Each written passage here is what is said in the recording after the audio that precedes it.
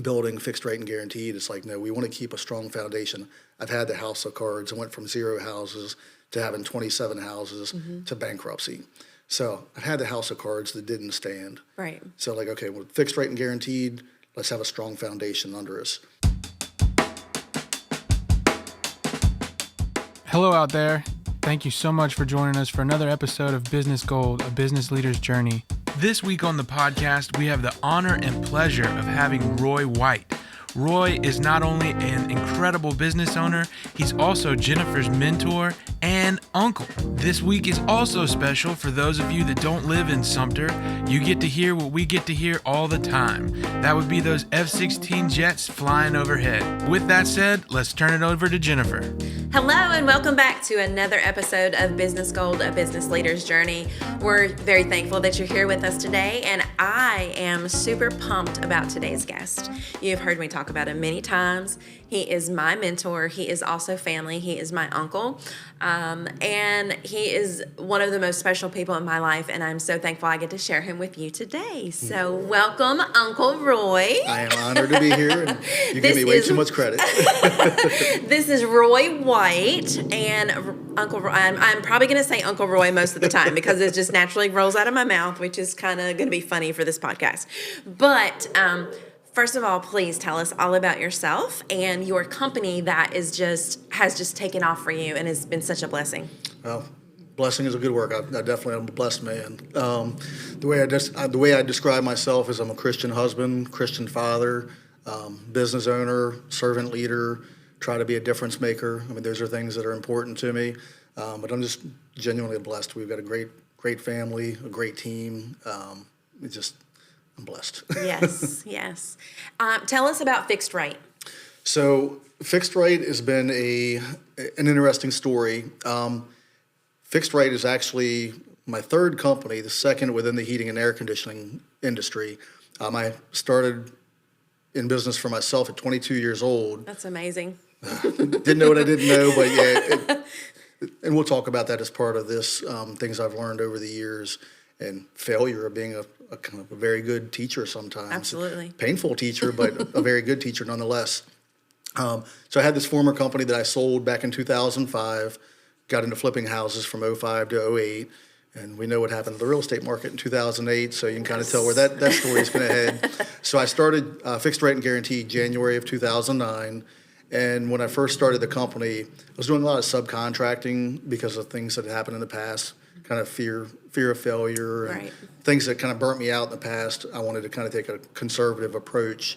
But so for about 9 years, we were doing a lot of subcontracting for an oil company, and things went really well. But, obviously, my children are everything to me and my wife. So William, who's my son, he expressed an interest in joining the business as he started getting older in high school when he came out. Well, at that time, I had actually gone to work at NASA. So I was running my company, and I was a senior mechanical inspector at Goddard Space Flight Center in Greenbelt, Maryland.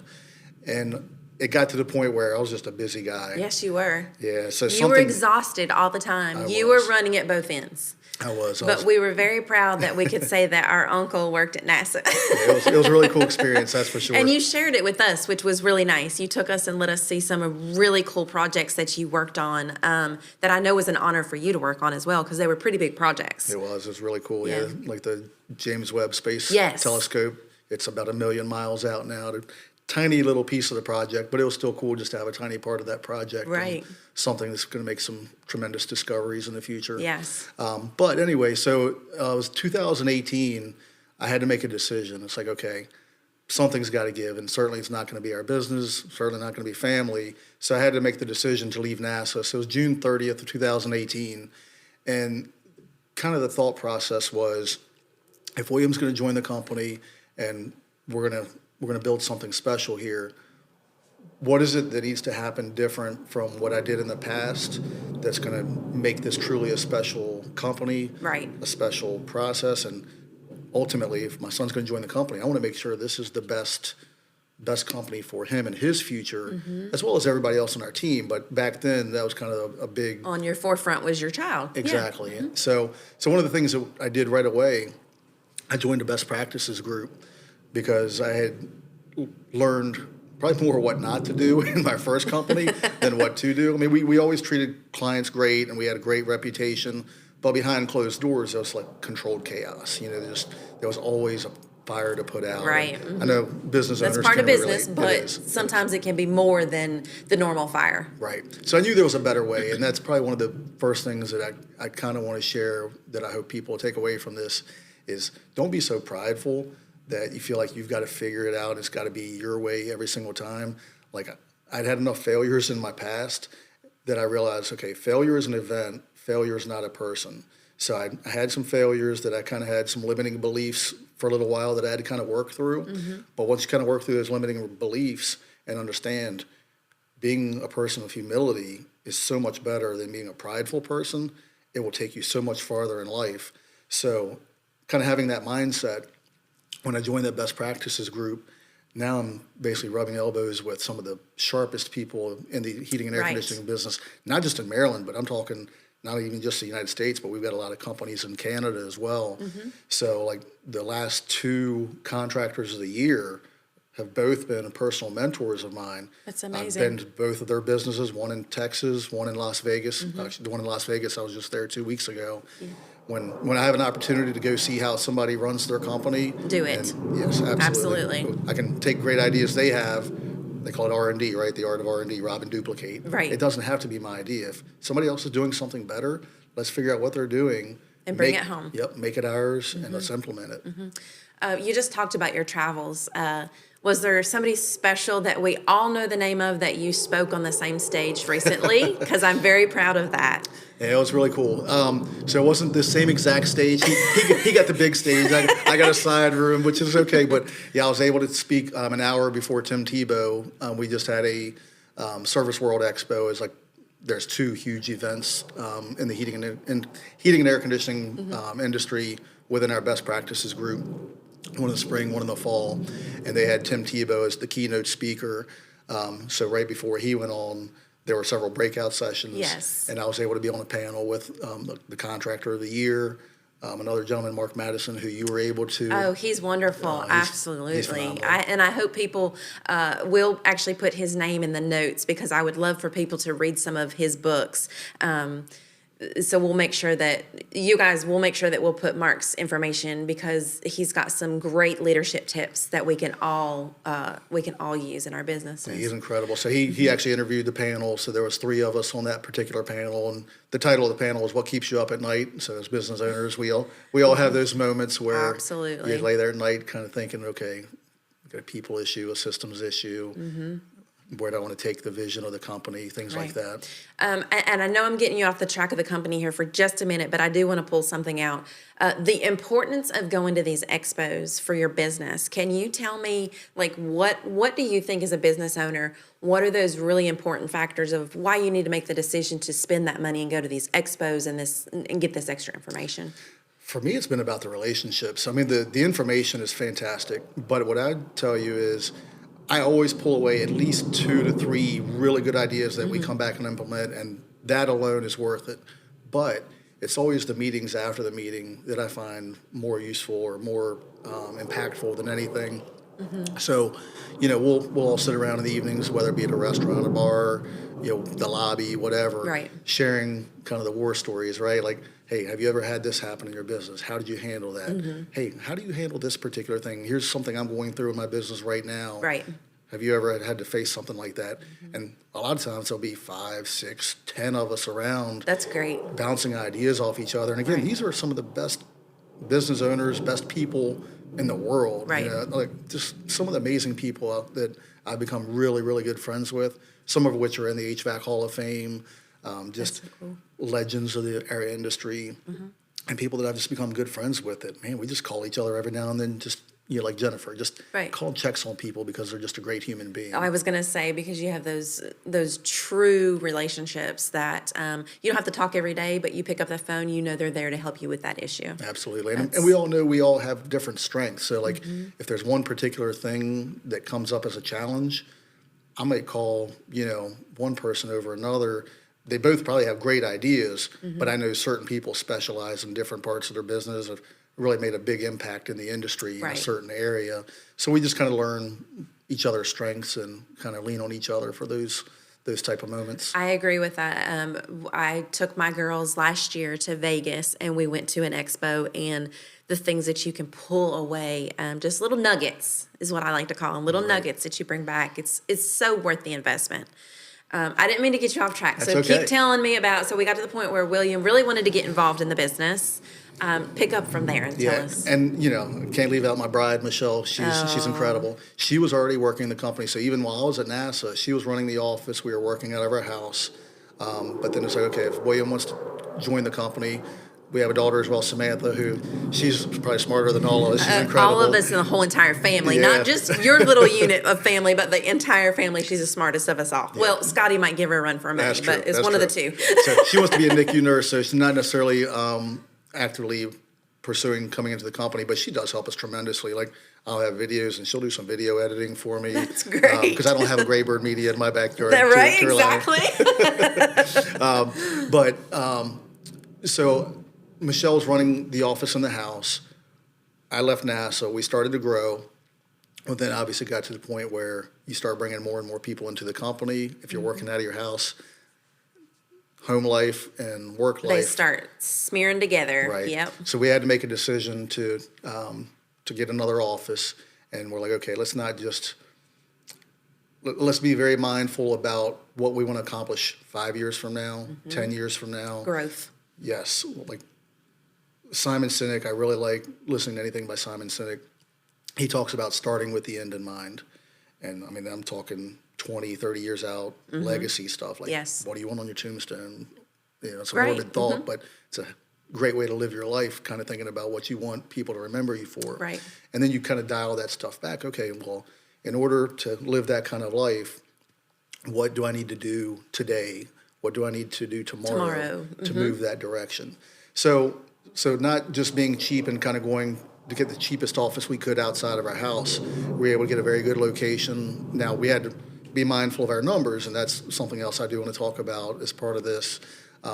So we had to be very mindful of our budget. So we can't just go out and get the best office location available. We have to be able to pay for that, right? Right. But we were able to work that within our budget. We got a great locations right on a major highway in the county we live in.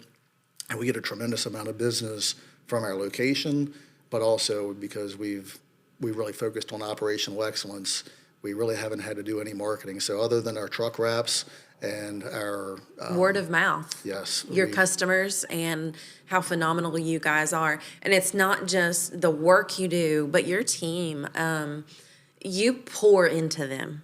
You pour into each of them individually. That I think that sets you apart.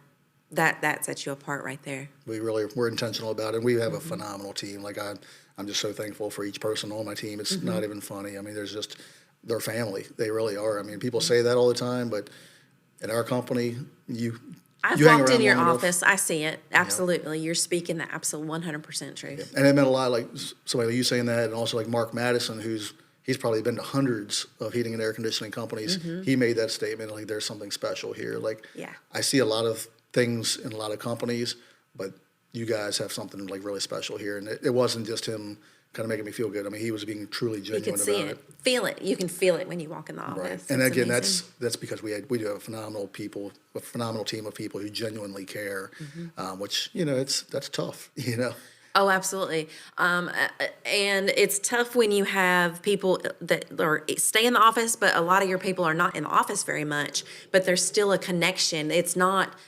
outside operators and the inside staff. It is one big family, which is really cool. Yep. Really cool. So it's probably a good lead into kind of what I was wanting to talk about today, which is the kind of the three-legged stools, kind of the things that we really focus on that try to set us apart from our competition. And, we don't want to be just the best in our area. Like, we want to be one of the best companies in the country. So if I've got these two guys who are personal mentors, who are contractors of the year, okay, what is it that made you contractor of the year the best in the country? How can we implement that here in Southern Maryland, Right. So we focus on that. So culture, we've just been talking all about culture, right? Yes. Like, when we hear culture, we think about Chick-fil-A. I know a recent podcast. Yes. You were mentioning that, which is great. The best practices group, there are probably people that sit in these meetings and they're probably like, man, will y'all stop talking about culture already? But I don't think those people truly get it, because that is a lot of times the biggest difference in.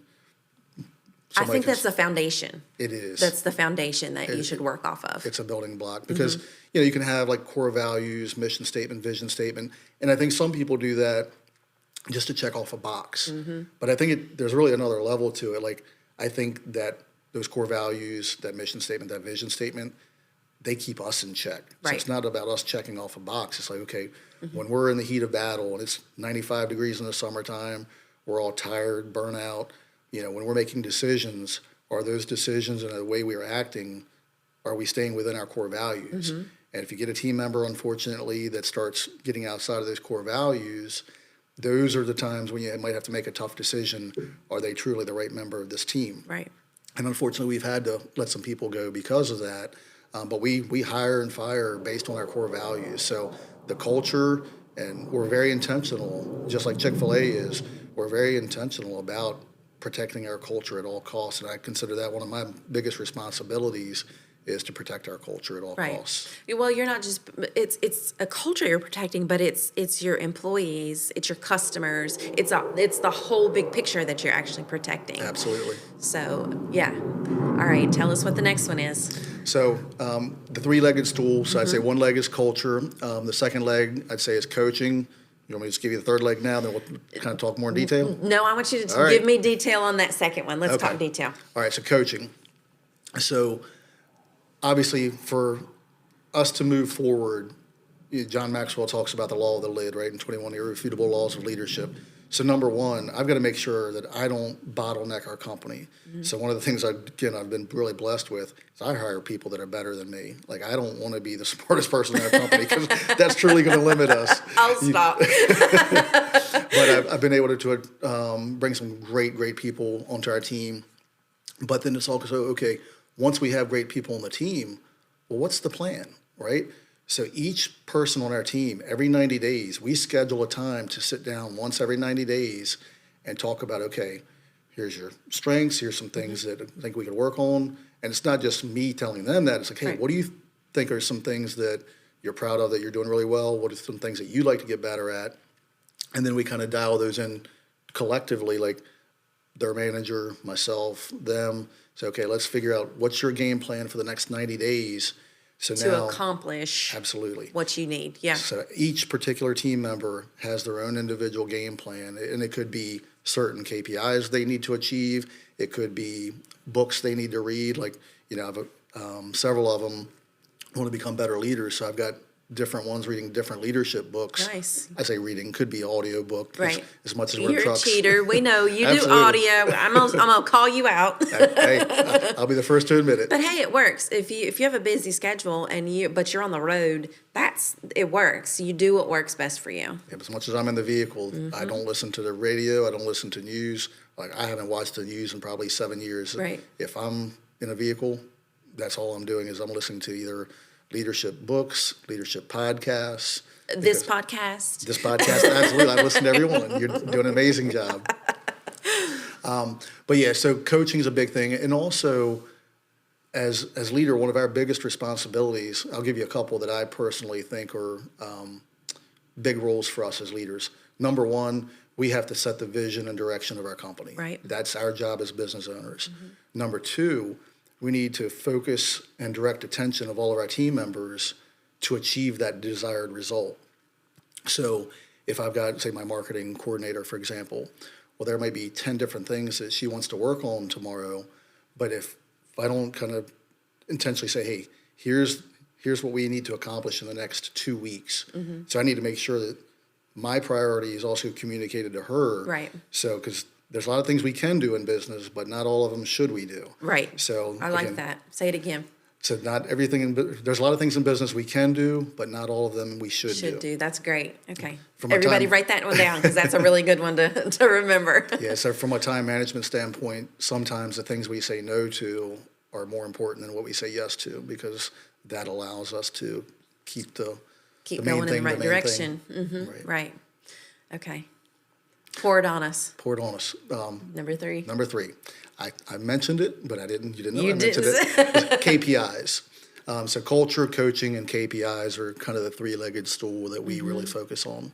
And again, as much as we all have a passion for our businesses, sometimes we let our numbers kind of be a byproduct, or we don't necessarily focus on them as much as we should. But I listened to, it was probably a podcast, or I think it was a podcast I was listening to, but this particular guy made this statement. It's like, as business owners, we don't get a pass on our numbers. We can't say, well, my bookkeeper hasn't got me my numbers yet. No. We are responsible for making sure we get our numbers on a certain day of the month.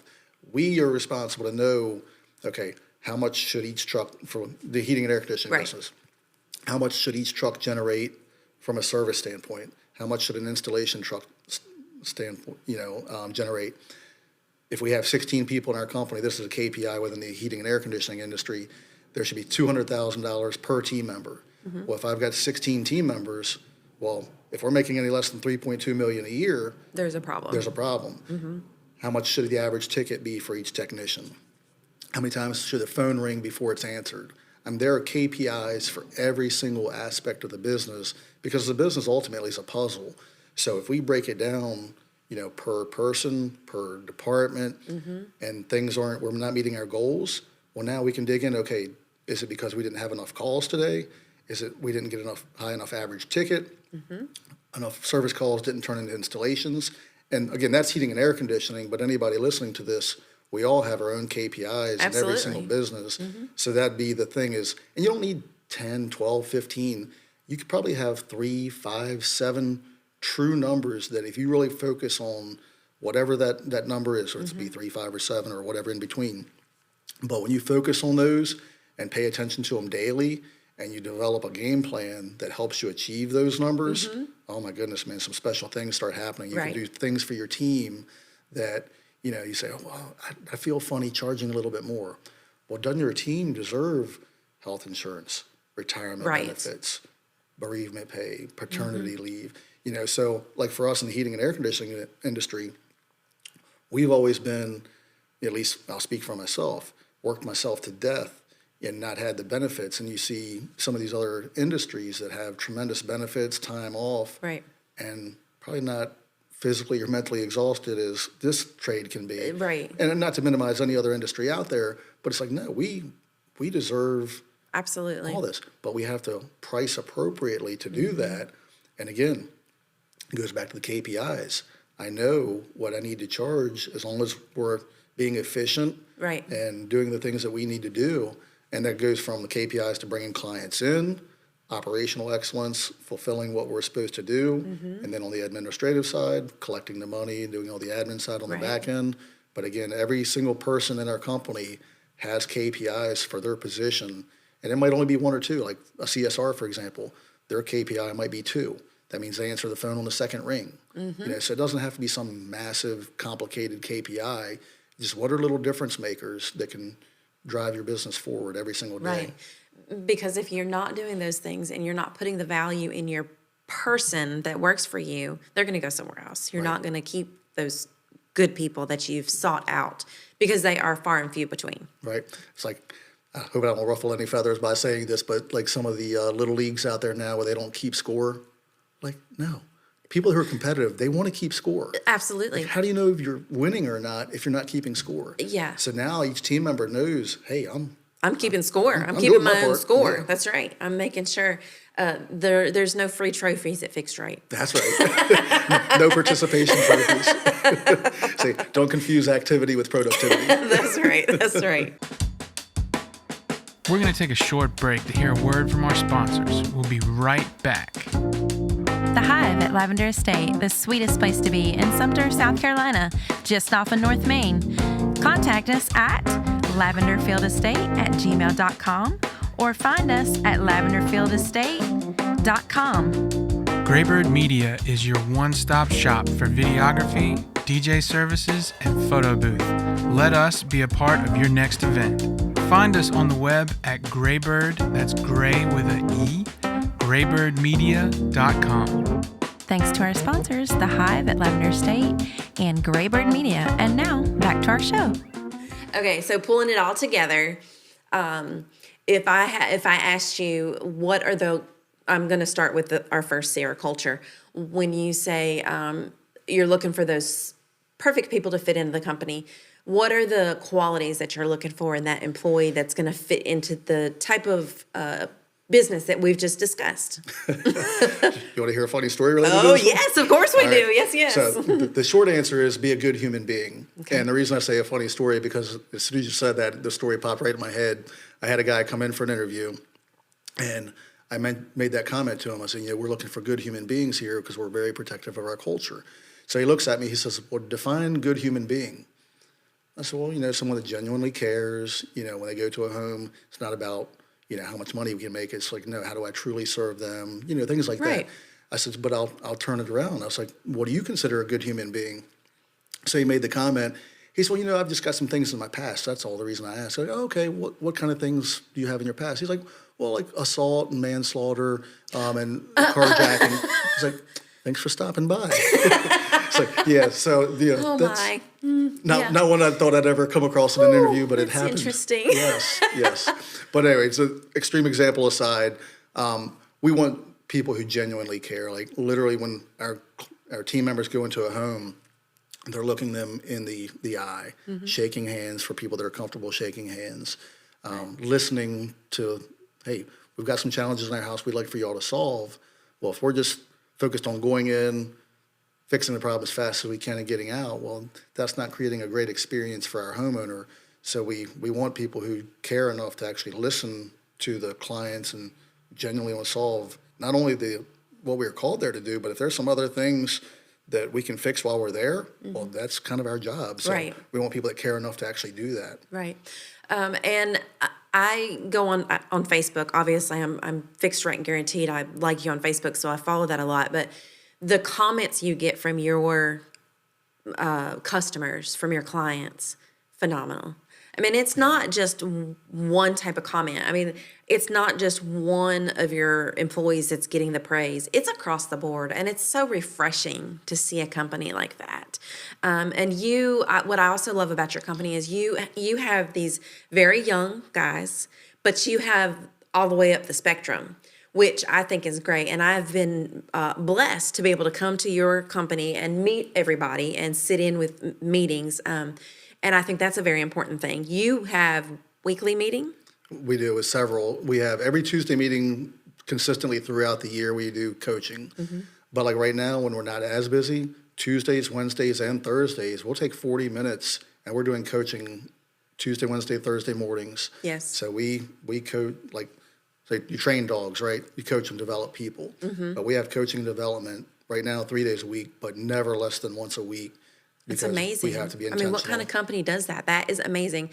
But what I was trying to say is watching those layers of ages work together and seeing how they pull off of each other is a pretty special thing to watch. And you can literally see it with your team, which is really great. I want to also praise William because, he is my family. And he is going to be as spectacular a person as you are, Roy, because explain to everybody what he did at such a young age, and I think that'll kind of give them the idea of how focused of a young man he is. No, he's so much farther along. He just turned 21, but he's achieving things at 21 that I didn't achieve till in my 30s, and Right. he's amazing.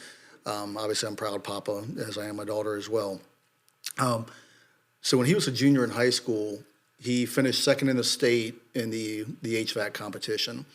And he won 5 out of 8 categories, one of which we had no idea was going to be on the state competition. So I hadn't prepared him for it at all. Right.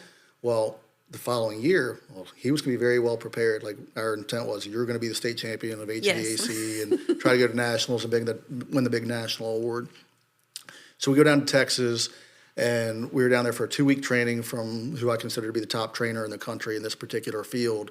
Well, that's when COVID hit. Oh. So I pulled him out of school for a week. He was still a senior in high school at this point. Well, they shut schools down. So when he came back, unfortunately, they canceled the competition. However, all that training he got down in Texas, he basically went full-time with us. Working. So he was able to apply right then and there. So he never lost anything that he learned. And he does all the little things of watching the YouTube videos, learning from me, learning from our operations manager, Neil, who used to teach at the HVAC program at the local college. So he's a sponge when it comes to learning. But what's interesting is we've talked about the journeyman's license, ever since he was young enough to apply to be an apprentice. And explain that to people a little bit, because Right. I think this is very important. That's why I brought this up. Right. So in Maryland, you're legally not allowed to work on an air conditioner and put gauges on until you have your journeyman's license. Now, you can be with someone else, but to be out on your own doing it, and I know that people have been in the trade over 30 years that haven't got their license, so they're actually out there working illegal. Right. Well, at 19 years old, he was able to get his journeyman's license, so he was probably the youngest journeyman in the state of Maryland. It's amazing. And it's all him. I mean, He's very driven. he is. And the reason I wanted to bring this up is because, there's this big thing right now about trade schools and college. And I mean, he is living the life right now and living it. He's getting ready to get married. We're getting ready to marry him off. Oh my gosh, I can't believe it. Right. And yes, I am going to have a huge part in that. Thankfully. Yes. But to the kids out there, or to the parents, let's talk to the parents first. Don't push your child to go to college if that's not their thing. They're just wasting money. Right. Let them get in that trade. Let them get in there and get their hands dirty and learn. And I mean, they can soar from just doing something like that. And it's not just doing that, but it's doing what they like to do and what makes them happy. Absolutely. There's so many trades out there that get overlooked until later in life when they could be starting out very young. Like your daughter, Samantha, she's taking classes right now. She's in high school, but she's taking college classes. These kids need to look into these things, to get ahead before they get out into the real world. And both of yours have done that, like, spectacularly. They're amazing. But I think it's important to find the journey that you need to be on, not just, oh, I need to go to college. No, you don't have to go to college to find your career. Right. Look around you. What do you enjoy? What do you like? What makes you passionate? What do you have passion about? That's how you find a career. Right. I think as a society, especially in our generation, I think we're starting to see a little shift now. But I think people confuse college with education. Right. Education's great, but you can also get an education without being college. Now, like Samantha, she wants to be a NICU nurse. She's going to need college. Right. So I have nothing against college at all. Right, exactly. But like for William, college didn't make sense for him. There were other ways for us to get him education, Right. be it tech training, our own internal programs, other programs across the country. So, and again, other people on our team too. Like we'll send people on our team. I've sent people to Texas. I've sent people to California, different areas to, again, if there's somebody that's the best in the country, let's go learn from them. I'm Right. not worried about going to a local supply house just because it's convenient. Right. But on the trade side, you mentioned the supply and demand. There's so much opportunity in the Yes. trades right now. Like William at 21 years old, he's probably going to make six figures this year. Not probably, he's going to make six figures Right. this year with 0 student loans. And it's not because he's my son. He's earned Every penny of it. Oh yes, every ounce of money that he makes is available to our team and other companies around. But he takes it serious. Like there's things that he puts himself in a position, like we do performance pay for installations where an installation, it could take 4 hours, it could take 8 hours. Well, if you pay someone strictly by hourly, there's no benefit to them getting done faster or being efficient. So he buys extra tools that make his job easier. So now if he can get a job done in 4 or 5 hours, he made the same amount of money he would in 8 or 10 hours because the job paid the same. Well, now he has a decision to make. He could go home early, he could go run some service calls, or he could do a second installation. Right. And make some more big money. Yes. So he's been able to do that, again, because he's driven. But that's not just within our company. Like the trades in general, there's a shortage of workers. Yes. So there are literally people that have come to our office wanting a certain dollar amount that I wouldn't pay them, not because I was afraid of the dollar amount. They just didn't have the character that fit our culture. Right. But I'm like, with what that person was making at this other company for that character, like there's no way I'd pay that person that. But that's what the trades are bringing because there's so many people Such a retiring. need. Right. Right. So it's like real estate. When there's low demand, that price of values, Gonna go up. go up. Yeah. So it's just supply and demand. So the trades for any parent that, wants to steer their kids towards, it's a good thing. It's not a bad thing It is at a all. very good thing. It's a very good thing. And I feel like the kids these days are getting more and more trade driven. I mean, I feel like I have seen that trend finally start to come around, which is great because, like you said, the opportunity is out there everywhere. So what drives you, Roy? I know your family drives you. I know that. But what drives you to be the person that everybody else can look to for that leadership? I'll go back to the Simon Sinek statement about what I want on my tombstone. Yes, I need to know this. Yeah, well, this affects you because obviously my father was your grandfather. Mm. Yeah, I lost him at 21, and you were 17 when Dad passed. Yeah. Mm-hmm. So unfortunately, I do think about those things with losing Dad so early in life. Is I want my tombstone to say this guy was a difference maker. So every day, I consider that a passion of mine that I want to make a difference in people's life that I interact with, and right. I think you do a tremendous job of that. Like if people knew how great a person Jennifer was. I mean, it's easy to know you're a great person, but if they knew the story behind Jennifer and things that you've been through in your life from, oh my goodness, being a hostage negotiator to wrestling a guy with a knife that could have stabbed you and killed you, had people unfortunately close. Is it safe to say that you've had people close to you that have hurt you over the years? Yeah. So the people that don't know the full story of Jennifer, to see how the positivity that you put out into this world, you were an inspiring person. So you might call me your mentor, but you inspire me so much more than you know. And you're going to make me cry on the podcast, Roy. I'm proud to be your uncle, and I just think you're an amazing person. And I think we're both blessed that we get to make a difference in people's lives, and that's what we should all try to do every single day. I love it. You said it. You said everything so well. I really am going to cry. I'm going to try not to. I hope that people listen to this and they can feel the special relationship that we have together. You have taken me in. I should say, your whole family. Your wife is my best friend in the whole wide world. Sometimes we do gang up on you. Yep. And sorry, Daryl and I just kind of go off and lick our wounds. Yeah, yeah. Roy's usually like, "Hey, we're blood."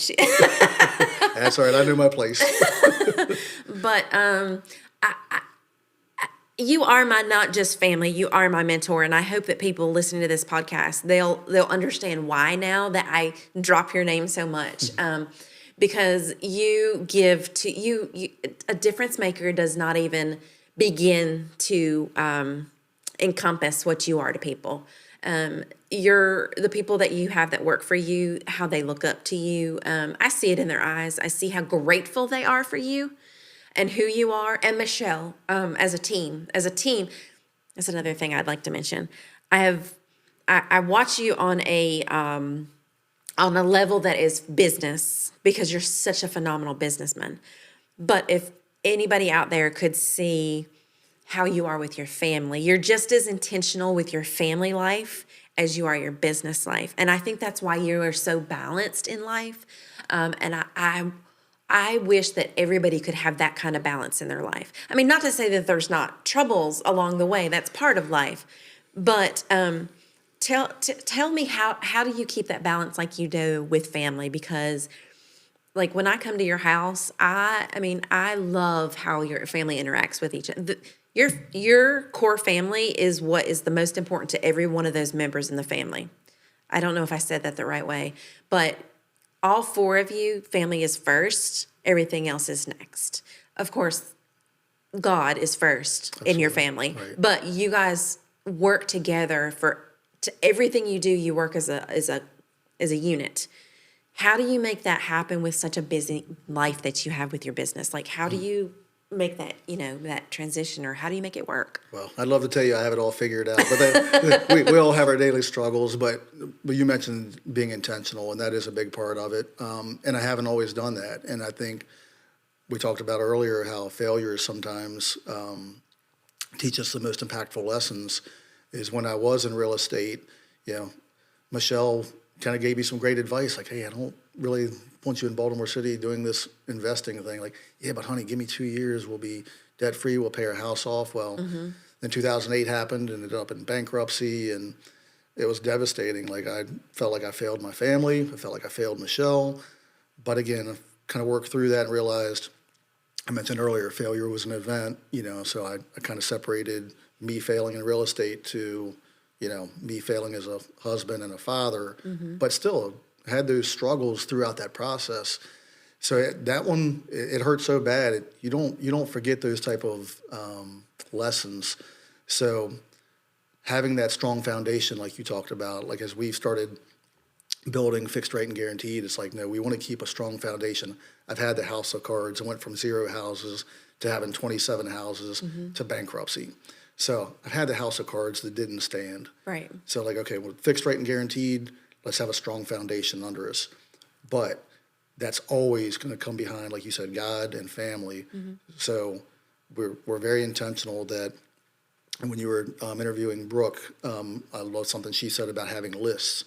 Every single day I go into the day with a game plan. I've got my top 3 to 5 things that I want to accomplish. I call them the big 3 or the big 5, whatever it is for the day.